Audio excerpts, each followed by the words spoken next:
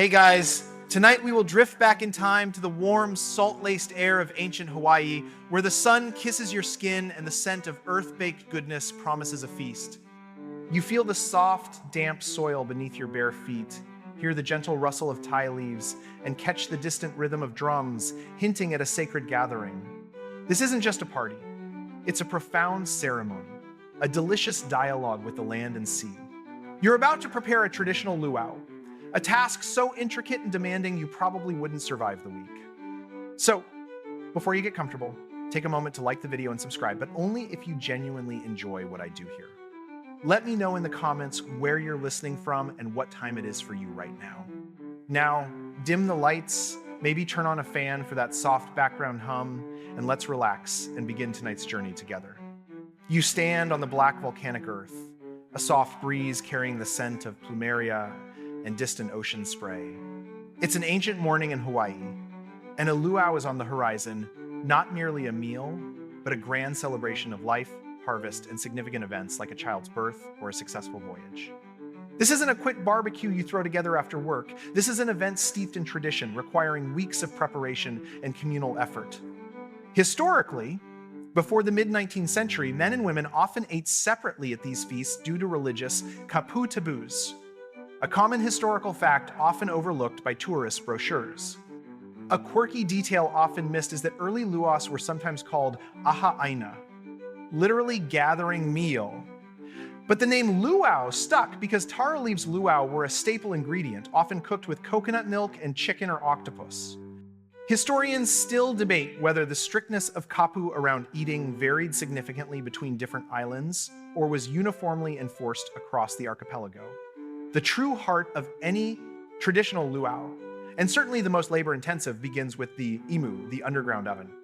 You watch as men dig a large pit in the earth, perhaps 6 feet across and 3 feet deep, a back-breaking task even before the real work starts. Rocks, often volcanic basalt, are carefully selected and heated over a roaring fire directly in the pit until they glow red hot, a common historical fact that highlights ingenious cooking methods. The air shimmers with heat, making your eyes water, and you realize this isn't your average convection oven. The star of the imu is, of course, the pua'a kalua, or roasted pig.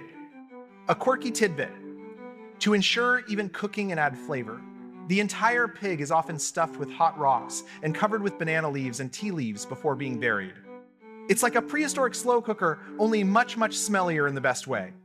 Historians still debate the exact origin of the imu technique, with some suggesting Polynesian diffusion while others point to independent innovation in Hawaii. You definitely wouldn't want to forget your oven mitts for this job. Before the pig can even think about roasting, the land must provide. You join the diligent work of gathering and cultivating the island's bounty. Fields of taro, kalo stretch out, their heart-shaped leaves swaying gently in the breeze.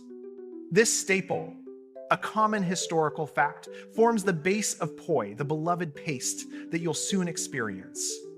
You learn to distinguish between the different varieties, some better for pounding into poi, others for roasting or steaming.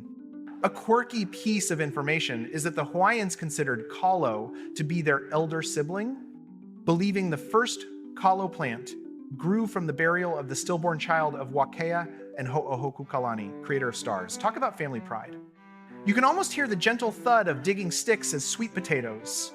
Wuala and breadfruit, ulu, are carefully harvested from the god, rich volcanic soil. Historians still debate the specific routes and timing of these vital canoe plants' introduction to the islands, marveling at the ancient agricultural prowess. Next, your focus shifts to the boundless generosity of the ocean. You wade into the shallows, the warm water lapping at your knees as you learn the traditional art of hukilau, a communal fishing method where long nets are pulled in by groups of people. This cooperative effort, a common historical fact, ensures everyone shares in the catch. The glint of silver fish, like mahi-mahi, raku, tuna, flashes as the nets are drawn closer, providing protein for the feast. But it's not just fish. You also gather limu, various types of edible seaweed from the tide pools. A quirky little known fact is that Hawaiians identified over 70 different species of limu, each with its own specific use, flavor, and preferred habitat. A true underwater garden! It's like a grocery store, but you have to hold your breath to shop. Historians still debate the extent to which overfishing might have impacted certain reef ecosystems in ancient times, given the growing populations. With all the ingredients meticulously gathered, the real work of transformation begins. You sit amongst the women, the rhythmic thud of the pohaku kui'ai, poi pounder, against the papa kui'ai, poi board filling the air. This is how poi is made, a common historical fact.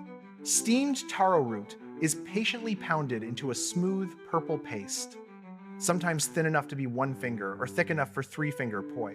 It's an arm workout that makes your modern gym routine look like a tea party.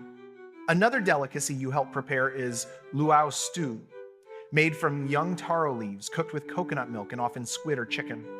A quirky detail often overlooked is that the luau leaves themselves must be cooked thoroughly to remove irritating calcium oxalate crystals. You wouldn't want an itchy throat at the feast. Historians still debate the exact consistency preferred for poi across different regions and social classes. Finally, the moment arrives.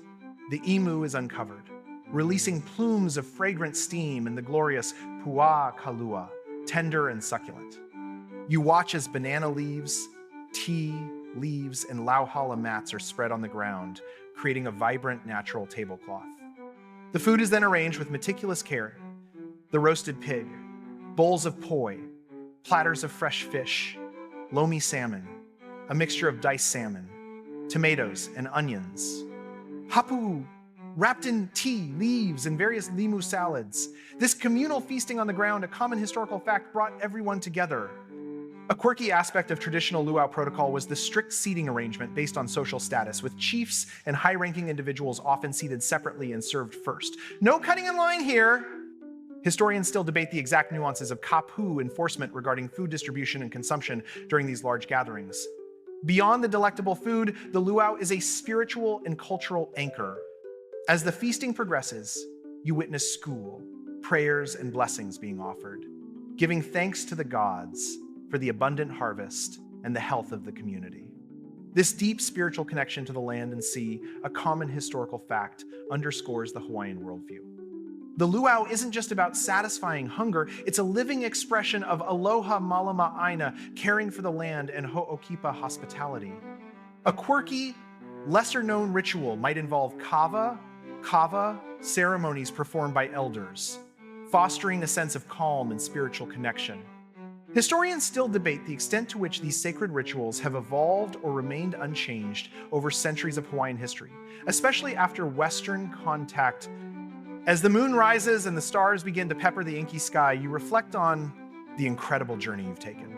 The traditional luau, with its meticulous preparation, communal effort, and profound spiritual undertones, remains a vibrant testament to Hawaiian culture. While modern luau's have adapted, often for tourism, they still strive to honor the essence of these ancestral practices, a common historical fact. The echoes of the imu pit, the rhythmic pounding of poi, and the joyous laughter of shared meals continue to resonate. A quirky insight is that many contemporary Hawaiian families still dig ainu for special occasions, maintaining a direct, unbroken link to their heritage, even if they're also ordering pizza the next day. Historians still debate how effectively modern interpretations of the luau managed to preserve the depth of its original cultural and spiritual significance.